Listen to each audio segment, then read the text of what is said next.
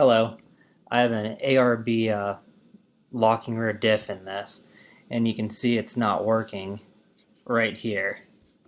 And I figured I'd post this video to show people what the issue is, and I figured out the problem, and I can make another video showing how I fixed it.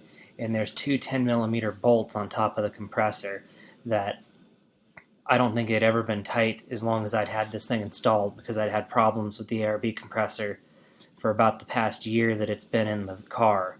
It would come on and pop the fuse, and I just made sure I had a bunch of fuses on hand. And I finally was able to track down the problem, that it was those bolts were loose on what I guess is the cylinder head for the air compressor. It's what I'd call it. It's a little black thing with like the heat sink on it. And if you guys need help figuring out what that is, I can make another video and show you exactly what I did. But for anybody with an ARB air compressor, I wanted to let you guys know that I figured out the problem, since this seems to be a common problem with people with their air compressors. They just run constantly, and it either pops the fuse or it drives you crazy. And since I've done this, I can turn the air compressor on, charge it up. It has the little tank on it, and it'll hold air for days on end, and you can just click the differential on and off like half a dozen times before the air compressor will even need to click on to charge it back up with more air.